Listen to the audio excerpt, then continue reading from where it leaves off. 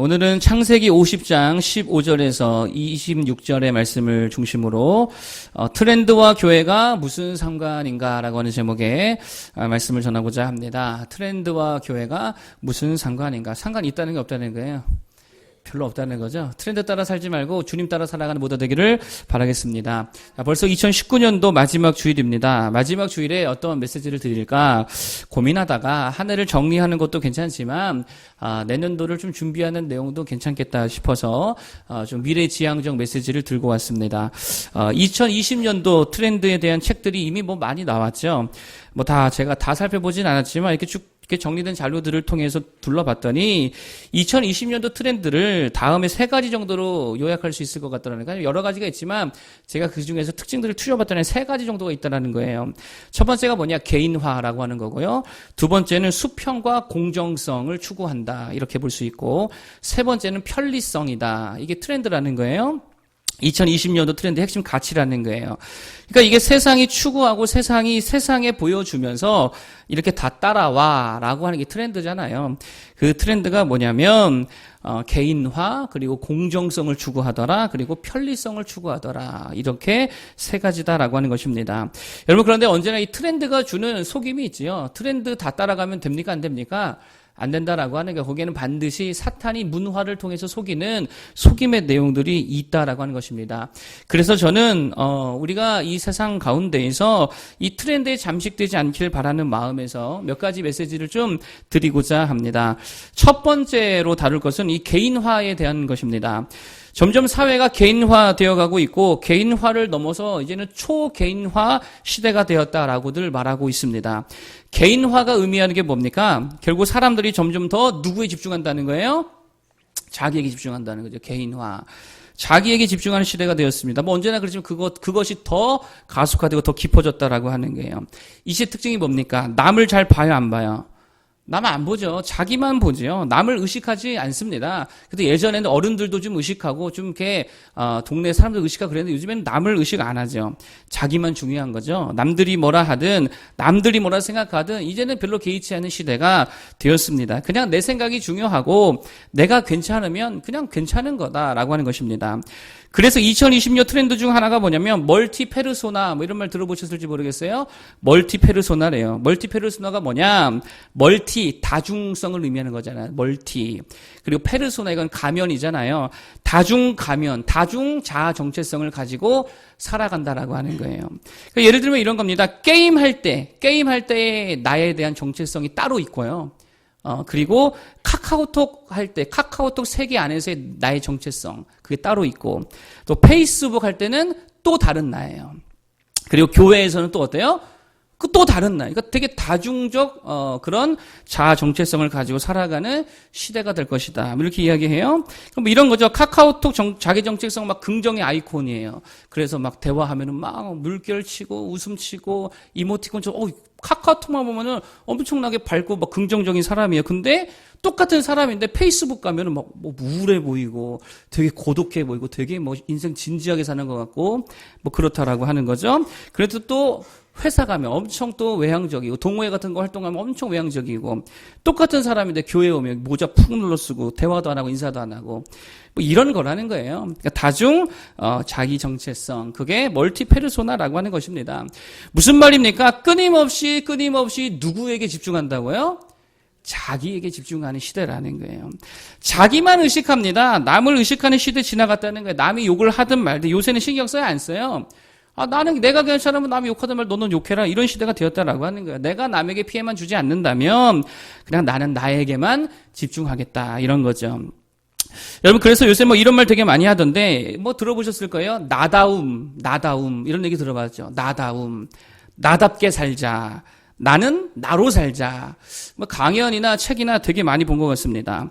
이게 뭡니까? 결국엔 우상숭배죠. 그 우상이 누구예요? 여기서 말하는 우상 누구예요? 자기 자신이라고 하는 우상숭배라는 것입니다. 자기 자신을 우상화시켰다라고 하는 거예요. 그래서 자기 자신을 숭배하고 자기 자신을 경배하고 자기 자신을 예배하는 시대라는 거예요. 내가 행복하면 되지, 내가 즐거우면 되지, 나만 편하면 되지, 내가 좋으면 그만이지. 죄송합니다. 나라가 왜 이 모양 이 꼴이 되었습니까? 나라 걱정하는 사람들이 없어요. 제가 보니까 그래요. 다 자기 주머니만 채우려고 그러지. 자기만 살려고 그러죠. 그래 나락골이 이 모양이죠. 온 세상이요 자기 자신을 우상으로 만들어 놓고 노래하고 숭배하고 있다라고 하는 거예요. 제가 우리 애들만 봐도 야 얘네들 진짜 자기를 우상화시키는 게 아주 그냥 몸에 배어있는 이 죄인된 족속들이구나. 이걸 알 수 있는 게 뭐냐. 맨날 자기 사진 찍어서 꾸미고 가꾸고요. 얼마나 거울 자주 보고 얼마나 자기 꾸미는 데는 진짜 도 같았는지. 그 조만한 아이들도 그렇다라고 하는 거예요. 그러니까 뭐가 우상이에요? 자기 자신이 우상이 되었다라고 하는 거예요. 조금도 자기가 싫은 일 안 하죠. 자기 힘든 일 안 하죠. 자기 귀찮은 일 안 하죠. 손해보는 일 안 하죠. 이게 뭐예요? 자기 우상화라고 하는 것입니다. 저는 이런 세상 트렌드를 잘 분별하는 모두가 되기를 바랍니다. 여러분 보세요. 하나님께서 언제 자기를 우상화하라 그랬어요? 늘 말하지만 하나님께서 인간을 만드셨을 때 두 가지 목적으로 만드셨습니다. 첫 번째, 누구를 경배해라? 하나님을 경배해라. 그리고 두 번째, 누구를 사랑해라? 이웃을 내 몸과 같이 사랑해라. 눈이 어디 달렸어요? 눈이 어디 달렸어요? 앞에 달렸잖아요. 나를 보게 되어 있어요? 나를 못 보게 되어 있어요? 나 못 보게 되어 있으니까 보지 말라는 거예요. 하나님만 보고 이웃만 보라는 거지요. 여러분 보십시오. 자기를 의식하라고 삶을 주신 게 아니라는 거예요. 그래서 최초의 인류는 벌거벗었지만 부끄러워했습니까? 안 했습니까? 부끄러워하지 않았습니다. 왜 그랬을까요? 자기가 벗은 줄 모르는 거예요. 쉽게 말하면 자기를 보지 않으니까 부끄러워하지 않는 거죠. 자기를 의식하지 않는 거예요. 그런데 언제부터 사람이 자기를 의식하게 되었는가? 하나님 앞에 죄를 범하고 난 후부터, 그때부터 자기가 벗은 줄을 알게 된 거예요. 그러니까 뭐가 임해요? 부끄러움과 수치가 임하지요. 그러니까 신학적으로 되게 어려운 말인데 self-consciousness라고 합니다. 이게 뭐냐? 자기의식이라는 거예요. 죄가 뭐냐? 자기의식이 죄라는 거예요. 자꾸 나를 의식하는 거. 그게 죄라고요. 오늘 성경의 이야기도 이 문제를 다루고 있다라고 하는 거예요. 아버지 야곱이 죽었습니다. 그러자 형님들이 불안해하기 시작했다라고 하는 거예요. 그래서 15절에 이렇게 말하죠. 15절 읽어보겠습니다. 15절 다 같이 한번 읽어보겠습니다. 시작. 요셉의 형제들이 그들의 아버지가 죽었음을 보고 말하되 요셉이 혹시 우리를 미워하여 우리가 그에게 행한 모든 악을 다 갚지나 아니할까 하고 아멘. 여러분 보세요. 자꾸 이들이 뭐라고 말합니까? 우리를 미워하여 우리가 그에게 행한 악을. 그래서 우리가 누구를 의식하고 있어요? 자기 의식하고 있는 거예요. 내가 자기 의식하죠. 내 안전이 어떻다, 내 감정이 어떻다, 내 부끄러움이 어떻다, 내 잘못이 어떻다, 내 상태가 지금 어떻다. 그게 세상이라는 거예요. 세상 트렌드라는 거예요. 그래 요셉은 어떻습니까? 자기를 의식해요. 요셉은요 별로 자기 의식 안 하는 것 같아요. 자 19절에서 21절 쭉 한번 볼게요. 자 요셉을 보면서 요셉이 누구를 의식하는가 한번 쭉 봅시다. 19절에서 21절 시작. 요셉이 그들에게 이르되 두려워하지 마소서.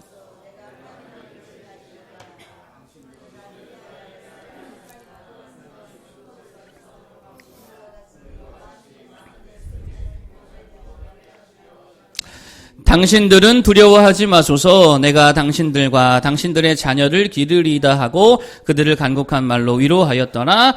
아멘. 자, 요셉의 말의 특징이 뭐예요? 누구를 의식합니까? 하나님 의식하잖아요. 그리고 누구를 생각해줘요? 형제들 생각해주잖아요. 자기는 없어요. 나한테 여러분이 어떻게 했는데, 나 어릴 때 어떻게 했는데요, 내가 지금 어떤 트라우마가 있는데요, 내가 여러분 때문에 받은 상처가 뭔데요, 이게 자기를 의식하지 않았다고요. 하나님만 의식하고 형제들을 돌보더라라고 하는 거예요.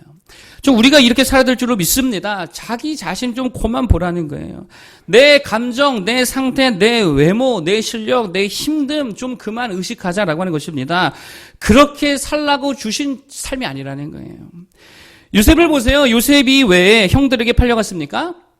가만 보면 자기를 의식하지 않으니까 팔려간 것 같아요. 어릴 때 요셉이 무슨 옷을 입고 있었대요? 채색 옷, 비단 채색 옷. 그런데 요셉은 자기가 채색 옷을 입고 있었다는 사실조차 의식하지 않았던 것으로 보입니다. 그러니까 그 채색 옷 입고 형들에게 갔다가 애굽에 팔리죠. 여러분 눈치 빠른 애였으면 어떻게 했을까요? 옷 갈아입고 가지 않았을까요? 그렇다는 거예요. 그러니까 자기를 의식하지 않았다라고 하는 것입니다. 보디발의 집에 있을 때도 마찬가지죠. 자기를 의식하지 않습니다. 그러니까 보디발의 아내가 유혹할 때 옷 벗어놓고 벌거벗고 나오잖아요. 그러니까 자기 상태 의식하지 않으니까요. 그냥 그러고 순수하게 행동하는 거예요. 그래서 감옥에 가게 되었다라고 하는 거죠. 감옥에 있을 때도 요셉 행동을 보세요. 그게 죄수 행동입니까? 간수 행동입니까? 아니, 간수처럼 살잖아요. 죄수복을 입었는데 자기 죄수라고 생각 안 하는 거죠. 자기를 의식하지 않는 거예요. 그냥 주어진 환경 속에 하나님 바라보면서 자기가 돌봐야 될 사람 바라보고 자기가 해야 될 일 감당하며 살아갔다라고 하는 것입니다. 그러니 누가 요셉을 의식해줘? 자기는 의식 안 해도 누가 요셉을 의식해주고 누가 생각해 줍니까? 하나님이 다 생각해 주잖아요. 하나님이 다 의식해 주더라라고 하는 것입니다. 그래서 결국 요셉이 마지막에 입은 옷이 뭐예요? 예? 죄수복 벗고 총리 옷을 입잖아요. 왕의 옷을 입잖아요. 통치자의 옷을 입잖아요. 누가 입혀준 거예요? 하나님이 입혀준 옷이죠. 주님이 언젠가 그런 말씀하셨습니다. 죽도록 충성하라. 충성이 뭡니까? 충성은 누구 보는 거예요? 내가 충성할 대상만 보는 거예요. 나 보는 거 아니에요. 자기 안 보는 거예요. 자기 의식하지 않는 것입니다. 저 하나님 바라보고 하나님 나라 신경 쓰고 좀 가정들 돌보고 교회를 돌보는 사랑하는 모두가 되기를 바라겠습니다. 세상 트렌드 따라 자기 우상화에 빠지지 말고 우리의 우상 누구밖에 없습니까? 우리의 아이돌. 하나님밖에 없죠. 하나님만을 섬길 수 있는 모두가 되기를 축복하겠습니다. 두 번째로 살필 것은 뭐냐? 수평화라는 것입니다. 공정성이라는 거예요. 2020년 트렌드 중에 이런 게 있습니다. 페어플레이요. 페어플레이, 공정성을 말하는 거죠. 무슨 말이냐면 요즘 젊은 세대가 극도로, 여러분 우리 어른들 조심해야 돼요. 젊은이들이 극도로 혐오하는 게 뭐냐? 공정치 않은 거래요. 공정치 않은 거예요. 분석이 다 나온 거예요. 규칙을 어기는 거, 권위주의적인 거, 무임승차, 이거를 극도로 혐오한대. 극혐이래요. 그래서 직장이든 학교에서든 자기가 한 만큼의 성과로 판단받기 원하고 계약서상의 업무 이외의 일은 안 하려 그러고, 그래서 대학교에서는 이제 팀별 과제가 점점 없어져 간대요. 이거 싫어하니까. 왜요? 팀별 과제 하면 꼭 어떤 사람이 있어요? 무임승차 하는 사람들 있잖아요. 그렇죠? 이름만 얹어놓고 그냥, 야, 나 오늘 밥 사줄 테니까 나는 그냥 빼줘라. 이런 사람도 꼭 있잖아요. 그거 싫으니까 안 한다는 거예요. 직장에서도 위계적인 구조가 점점 없어져 간다 그러죠. 그 조직적 혁신이라고 그러지 않습니까? 어떤 회사는요, 오너와의 반말 회의도 진행한대요. 오너와 반말 회의. 미국인들도 반말하잖아. 우리도 반말해 이래가지고요. 반말 회의 한대요. 그래서 그런가? 우리 교회도 좀 이런 거 있는 것 같은데. 이름은 말하지 않겠습니다. 이름은 밝히지 않을게요. 언제가 족구를 하는데, 족구 한참 했잖아요. 제가 공격수였습니다. 그러다가 몇 번 실수했어요. 그때 내기가 걸려 있었거든요. 제가 실수를 좀 했더니 뒤에 청년이 갑자기 그러는 거예요. 정신 차리자. 저 새끼 뭐야, 저거. 깜짝 놀라가지고. 그러는 거예요. 그래서, 뭐지, 저는 뭐지? 그러다가 언제가 또 이제 그 축구, 피파라고 하는 축구 게임 있잖아요. 컴퓨터로 하는 축구 게임도 청년들과 했습니다. 저는 뭐 그런 거 잘 안 하잖아요. 그러니까 잘 못하죠. 그래가지고 제가 이렇게 수비 잘 못하고요. 혼자 막 좀 이렇게 엉뚱한 짓을 좀 했나 봐요. 그랬더니 갑자기 옆에서 또 그래요. 멘탈 잡자. 멘탈 잡자. 이러는 거예요. 속으로, 이 새끼 뭔가 싶었는데, 지나고 나니까, 또라이야, 뭐야, 왜 나한테 왜 저러지? 그랬는데요. 이게 보니까 요즘 트렌드라는 거예요. 요즘 트렌드. 그러니까 권위주의적인 것들 다 이제 싫어하는 트렌드죠. 이해합니다. 이제는 다 이해합니다. 그래서 요즘 시대가 싫어하는 말이 있대요. 라떼는 말이야. 아십니까? 라떼는 말이야. 라떼는 홀수야. 이런 거 되게 싫어한다는 거예요. 그러니까 옛날 얘기 이렇게 또 많이 하면 애들이 싫어한다는 거예요. 자, 그런데 이제 문제가 뭐냐? 보세요. 공정성을 최고의 가치로 여기는 이 사회 풍토가 결국 어떠한 문화 풍토로 이어지게 되느냐면요. 공정을 추구하다 보니까 기독교 혐오로 이어집니다. 이게 사탄의 속임이 여기 있는 거예요. 공정, 공평이 최고의 가치가 되는 순간 혐오의 대상이 누가 되냐면 기독교 가르침이 이게 혐오의 대상이 되는 거예요. 왜요? 기독교에서 최고의 가치는 뭡니까? 공정이에요? 아니에요. 공평이에요? 아니에요. 뭐예요? 기독교 최고의 가치는요, 은혜입니다. 은혜. 은혜 다른 말로 하면 뭐예요? 특혜예요, 특혜. 이게 기독교 최고 가치거든요. 바꿔 말하면 은혜는요, 불공정이고요, 불평등이라는 거예요. 그러니 세상 트렌드와 안 맞는다는 거예요. 무슨 말입니까? 공정하지 말자는 말이 아니죠. 우리 공정해야죠. 그러나 그것이 최고의 가치는 아니라는 거예요. 왜요? 공정으로 따지면 우리가 하나님 앞에 구원받을 사람 있습니까? 없습니까? 없습니다. 아무도 없습니다. 하나님이 우리에게, 하나님과 우리가 맺은 영적 계약서 들이밀면 계약서 때문에 우리는 다 뭐가 돼요? 범법자 되는 거예요. 그 계약서에 합당한 삶을 살아온 사람이 한 사람도 없다는 거예요. 그러니 우리가 무슨 계약서대로 합시다라고 이야기할 만한 자격이 있냐라고 하는 거예요. 그래서 하나님께서 스스로 공정과 공평의 가치를 일정 부분 포기하시고 최고의 가치를 뭘로 두셨냐? 은혜를 두셨다는 게 은혜로. 내가 너희를 공평과 공정으로 법으로 대하지 아니하고 은혜로 대해주겠다. 그래서 기독교는요, 최고의 가치가 뭐라고요? 은혜라는 거예요. 요셉의 인생을 보세요. 한마디로 말하면 은혜의 인생입니다. 바꿔 말하면 불공정의 인생이죠. 잘 보세요. 어릴 때부터 아버지 야곱이 요셉만 어떻게 했습니까? 편애했잖아요. 11형제는 다 누더기 옷 입고 종놈들 옷 입고 요셉만 실크 옷, 채색 옷, 편애, 불공정이잖아요. 그래서 결국 형들의 시기로 애굽에 팔려갔죠. 그런데 거기서도 불공정은 계속됩니다. 요셉이요, 하나님의 은혜를 받아서 그 가정의 가정 총무로 세워지게 되는 거예요. 여러분 잘 보세요. 이방인 노예가, 그것도 노예된 지 얼마 되지도 않은 애가 어떻게 이렇게 갑자기 가정 총무가 될 수 있겠냐는 거예요. 이게 불가능한 일이죠. 다른 종들이 볼 때에 이것도 불공정이에요. 특혜예요. 그래서 성경은 이걸 뭐라 그래요? 은혜라 그러는 게 은혜라고.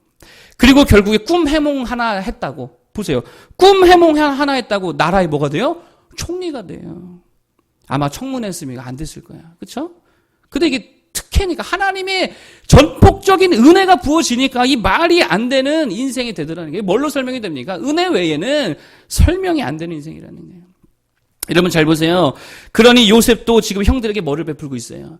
은혜 받은 삶이기 때문에 자신의 형제들, 원수 같은 형제들에게도 은혜를 베풀고 있다는 거예요.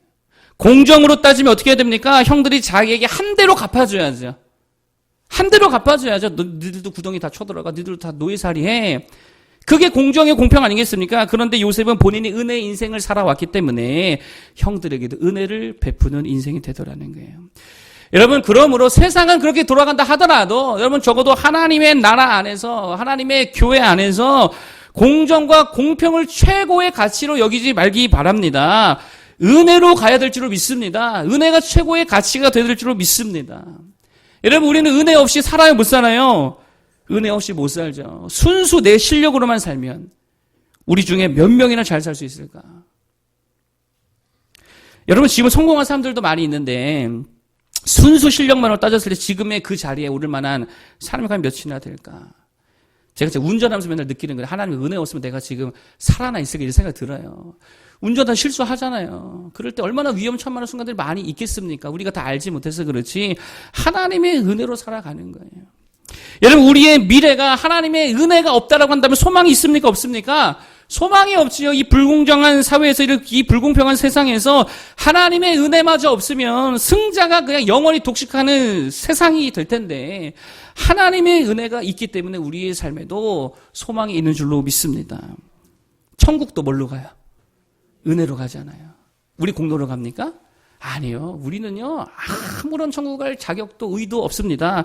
그냥 전폭적인 하나님의 은혜로 가게 되는 줄로 믿습니다. 그 은혜라는 게 은혜. 그래서 기도가 중요한 겁니다. 기도한다는 게 무슨 말입니까? 뭘 구한다는 거예요? 하나님 은혜 구하는 게 기도잖아요. 받을 자격 없지만, 아무 권리 없지만 은혜 구하는 겁니다. 그게 기도입니다. 그러니 기도로 산다는 건 뭘로 사는 거다? 은혜로 산다라고 하는 의미하는 거예요. 기도하는 모두가 되기를 바라겠습니다. 반대로 기도하지 않는다는 건 뭘로 산다는 거예요? 내 실력으로 산다는 거잖아요. 하나님의 은혜 없이 내 실력으로 살겠다. 그러면 상식적으로 생각해 보세요. 누가 더 잘 살 것 같아요? 볼 것도 없죠. 하나님의 은혜로 사는 사람이 실력으로 사는 사람보다 훨씬 더 잘 살게 되는 줄로 믿습니다. 예를 하나 들어볼까요? 요셉만 보세요. 요셉이 잘 살아요? 요셉 형들이 잘 살아요? 요셉이 훨씬 잘 살잖아요. 은혜로 산 요셉이 비교가 안 될 정도로 하나님이 부어주시는 축복을 누리게 되더라라고 하는 것입니다. 그러므로 은혜 붙들고 기도 붙들며 살아가는 모두가 되기를 바라겠습니다. 에스겔서에 보면 에스겔이 환상을 봅니다. 한 골짜기, 거기에 갔더니 무수히 많은 뼈들이 있는 거예요.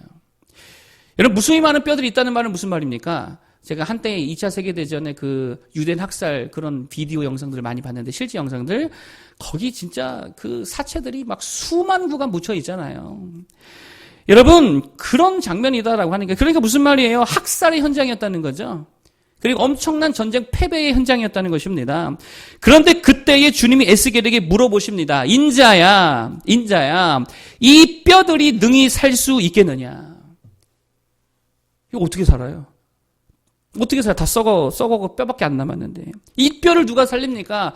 우리 실력으로 살립니까? 운 좋다고 사라집니까? 멀러도 안 되죠. 그런데 그때에 하나님이 말씀하시는 거예요. 너희 마른 뼈들아 여호와의 말씀을 들을지어다. 내가 생기를 너희에게 들어가게 하리니 너희가 살아나리라. 그게 살아납니까? 안 납니까? 살아나서 여호와의 강력한 군대가 되더라라고 하는 거예요. 그럼 무슨 말입니까? 아까 여기가 어떤 현장이라고 그랬어요? 학살과 패배의 현장, 실패의 현장, 못 일어나는 현장, 망해버린 현장입니다. 그런데 하나님이 은혜를 부어주시니까 생기가 도는 하나님의 군대가 되더라는 거예요. 여러분, 여러분의 삶에 말라 비틀어져 버린 실패의 현장들, 정말 일어날 수 없을 것만 같은 그런 현장들이 혹시 있으십니까? 가정이든 직장이든 여러분의 경제적인 부분이든 또 여러분의 영혼이든 여러분 그거 실력으로 일으킬 수 없다라고 하는 거예요. 하나님이 인자야 그게 네 힘으로 되겠냐 할 때 뭐라고 하시겠어요? 그래 이렇게 하면 될 줄로 믿습니다. 주여 은혜를 주옵소서. 뭐라고요? 다 같이 볼까요? 시작.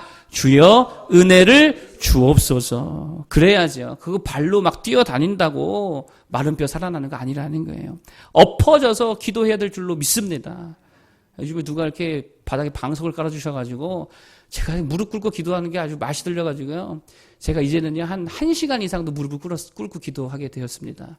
살이 찌고 나간 이후에는 제가 한 30분도 못했는데, 요즘에는 좀 익숙해져가지고 1시간도 넘게 무릎 꿇고 기도하고 있거든요. 근데요, 이렇게 기도를 제가 쭉 하잖아요. 무릎 꿇고 기도가 훨씬 강력하더라고요. 응답이 막 얼마나, 제가 말할 수 없는 응답들이 얼마나 많은지.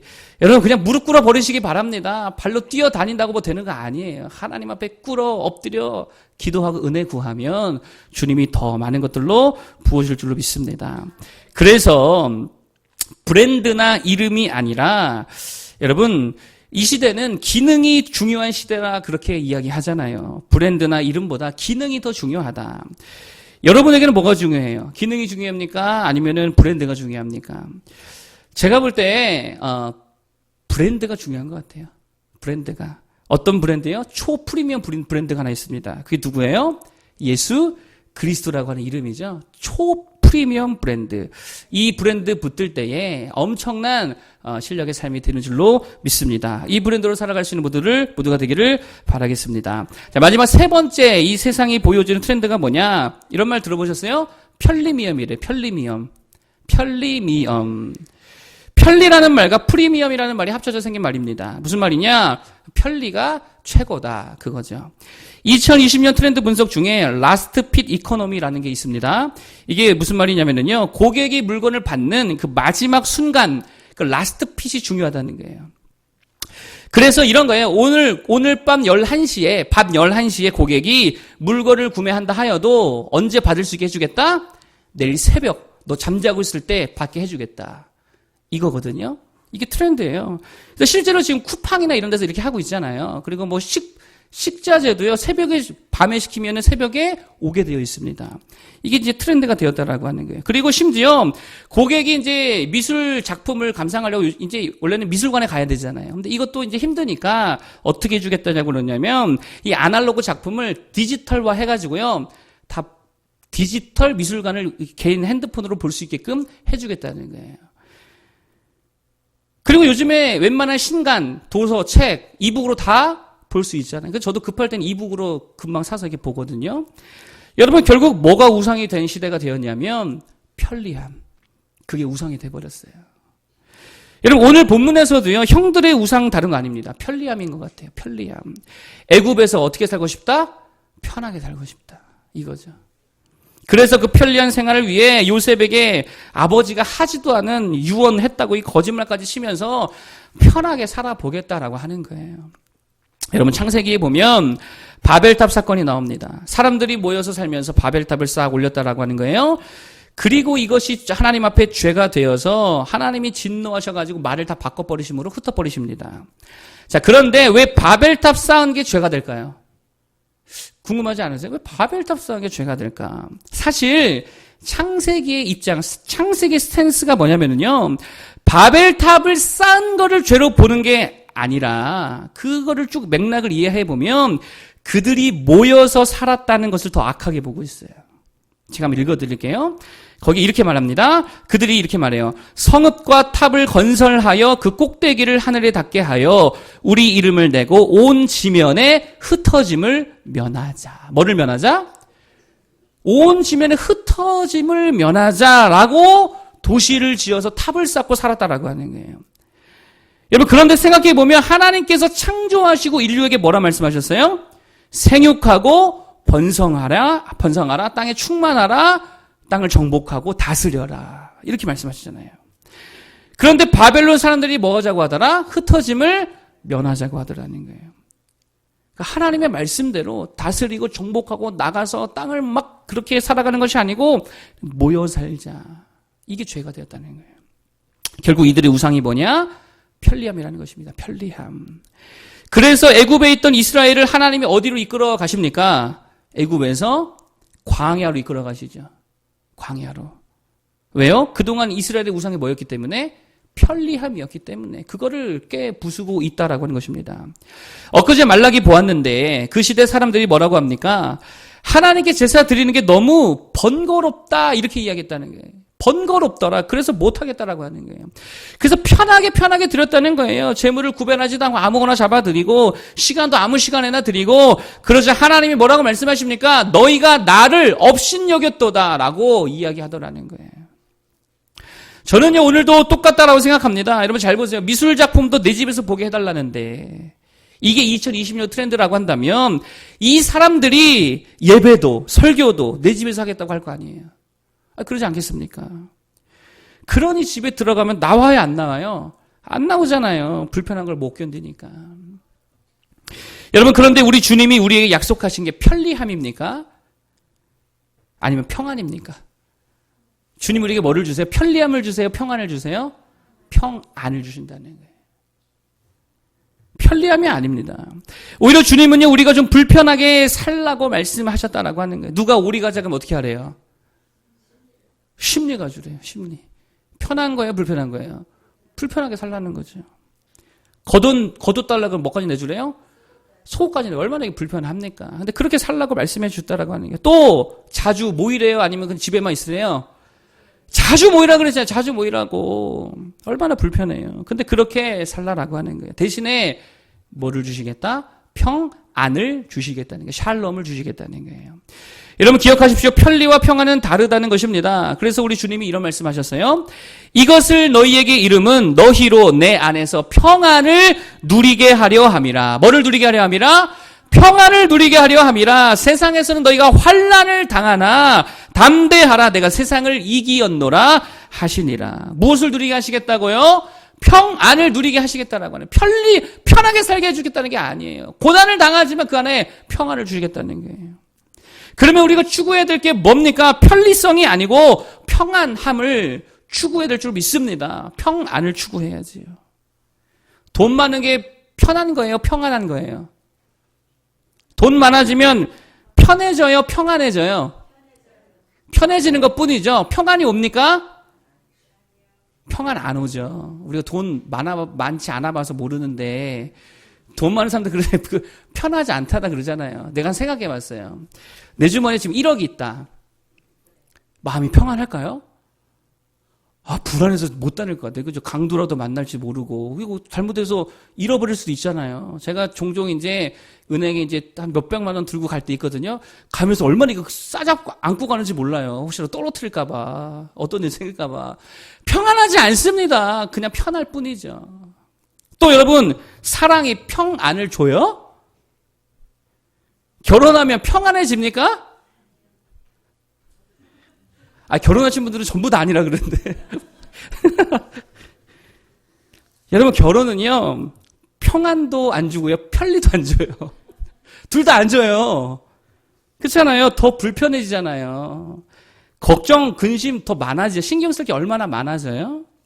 근데 왜 결혼해요? 그냥 사랑 때문에 하는 거예요. 그거 하나 때문에 하는 거죠. 편해지려고 하면 결혼 안 하죠. 평안해지려고 해도 결혼 안 하죠. 그냥 사랑하니까 하는 거죠. 그러니까 평안을 추구한다는 건 세상 돈 추구하는 거 아니에요. 명예 추구하는 것도 아니에요. 사랑, 사람 이것도 아니에요. 그거 따라가는 거 아닙니다. 그건 그냥 있으면 좀 편해질 뿐이고 좀 좋을 뿐이고 행복감이 좀 더해질 뿐이라는 거예요. 우리에게 진짜 평안을 주는 게 뭡니까 그러면? 하나님께 대한 믿음인 줄로 믿습니다. 믿음이에요. 믿음. 어떤 믿음? 예수님이 나를 구원하신다는 믿음. 그걸 평안하게 하잖아요. 아, 내게는 천국 갈 소망이 생겼구나. 그 믿음 붙들면 평안이 오잖아요. 하나님이 나를 반드시 도와주신다는 그 믿음.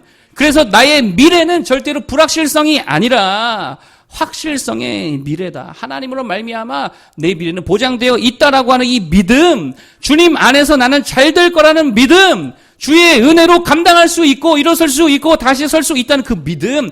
그 믿음이 우리에게 평안을 주는 줄로 믿습니다. 믿는 자가 되어야죠. 그래서 요셉이 뭐라 그래요? 24절, 25절. 24절, 드디어 말씀 구절이 나오는 24절, 25절 한번 읽어보겠습니다. 24절, 25절 한번 읽어주세요. 시작.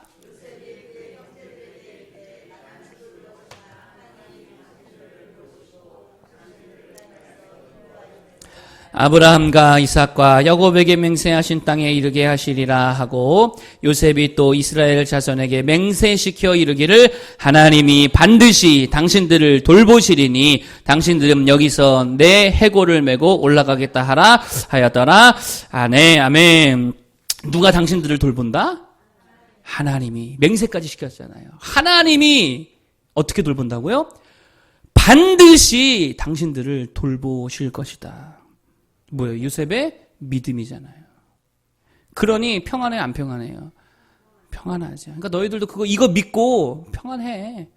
그 말 아니겠습니까? 제가요, 종종 이렇게 제 아이들을 생각하면, 때로는 이렇게 인간이기 때문에 불안감이 몰려오지요. 하늘이 하지니, 또 하리 사랑이. 야, 부모 없이 스스로 세상을 살아가야 할 때가 되었을 때, 저놈들이 과연 잘 할 수 있을까? 이런 생각 들잖아요. 꼭 그때 가도 내가 도와줘야 할 것 같고 그때 가도 내가 여전히 붙들어줘야 될 것 같고 그때 가도 내가 여전히 안아줘야 될 것 같은데 내가 없어도 과연 잘 살 수 있을까? 그런 불안감이 올 때에 붙드는 말씀이 이겁니다. 하나님이 반드시 돌봐주신다. 내가 하는 거 아니라는 거예요. 내가 하는 거 아니라는 거예요. 내가 뭘 얼마나 해줘봐야 뭘 해주겠습니까? 나는 손만 잡아주지요. 진짜 그들의 인생 자체를 붙드시는 분 하나님이신 줄로 믿습니다. 재밌는 게 하나 있어요. 여기서 돌보신다라는 말이 원래 의미가 뭐냐면 방문하신다는 의미예요. visit, 방문하신다. 하나님이 반드시 너희들을 방문하실 거야. 그 말이에요. 얼마나 은혜가 됩니까? God will surely visit you. 이 말이거든요. 오셔서 함께 해 주시겠다는 게. 그러니 평안해요, 안 평안해요? 평안하죠. 육신의 아버지보다 하나님의 아버지가 훨씬 강력하잖아요. 얼마나 든든하겠습니까? 여러분, 우리 모두 이 말씀을 믿음으로 붙드는 자를 되길 바라겠습니다. 그러면 우리 인생이 주님 안에 좀 불편함이 있죠. 불편하게 살라고 했으니까. 그러나 평강이 넘치는 삶이 된 줄로 믿습니다. 그러므로 평강이 없는 이유는 분명합니다. 돈 없어서 아닙니다. 사람 없어서 아닙니다. 뭐가 없기 때문에? 믿음이 없기 때문이에요. 평안이 없는 이유가 뭐냐? 믿음이 없기 때문이에요. 말씀을, 약속을, 하나님을 진실로 믿지 않을 때에 평안은 없는 것입니다. 따라서 우리가 오늘 진짜 우리가 해야 할 일이 뭐냐? 다른 일 아니라 그랬죠. 그냥 믿는 거. 이거 잘해야 될 줄로 믿습니다. 이게 제일 중요한 우리의 일이라는 거예요. 하나님이 반드시 돌보시리니. 편리함이라는 우상을 다 버리기를 바라겠습니다. 편리함 따라가서는 절대로 주님 만나지 못합니다. 오히려 주님을 위해서는 더 불편한 삶을 살아야겠지요. 더 번거로운 삶을 살아야겠지요. 그리고 하나님과 그 약속을 믿는 믿음으로 나아가기 바랍니다. 그러면 하나님이 우리의 삶에 비짓 방문해 주실 줄로 믿습니다. 그래서 세상이 주지 못하는 참된 평안을 다 누리는 모두가 되기를 바라겠습니다. 세상 트렌드와 교회에 상관이 있다 없다? 상관 하나도 없으니까 그거 따라가지 말고 말씀 따라가는 모두 되길 바라겠습니다.